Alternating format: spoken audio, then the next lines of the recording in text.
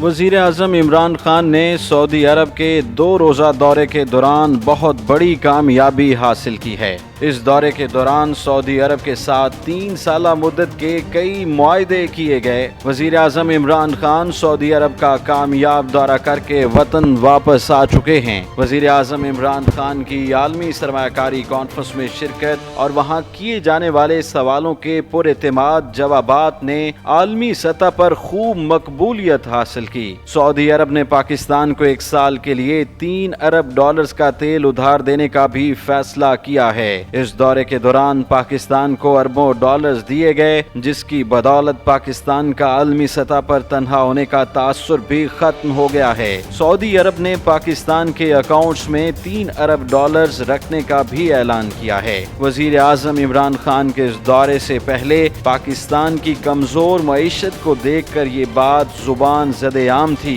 کہ پاکستان کی مدد کے لیے کوئی دوست ملک آگے نہیں آئے گا، جس کے نتیجے میں پاکستان کو مجبور ہو کر مالی امداد کے لیے عالمی مالیاتی ادارے IMF کا دروازہ ہی کھٹکھٹانا پڑے گا۔ پاکستانیوں کے لیے بڑی خوشخبری یہ ہے کہ اس دورے کے دوران سعودی عرب نے پاکستانیوں کو ملازمتیں دینے کا بھی فیصلہ کیا ہے، جس سے پاکستان میں زر مبادلہ بڑھے گا اور ملک کی معیشت بھی مستحکم ہوگی۔ دورے کے دوران تمام معاہدوں کے ساتھ ساتھ پاکستان اور سعودی عرب کے تعلقات مزید مضبوط ہوئے ہیں، جس کی وجہ سے پاکستان تحریک انصاف اور عمران خان پر عوام کا اعتماد بحال ہوا ہے۔ وزیر اعظم عمران خان کے سعودی عرب کے اس دورے سے پہلے پاکستان کی معیشت کا انحصار IMF سے قرضہ لینے پر تھا، جو کہ ابھی کافی حد تک کم ہوا ہے۔ سعودی عرب سے امداد ملنے کے بعد اب پاکستان کو IMF کی یک طرفہ شرائط نہیں ماننا پڑیں گی۔ اب صورتحال یہ ہے کہ اگر پاکستان کو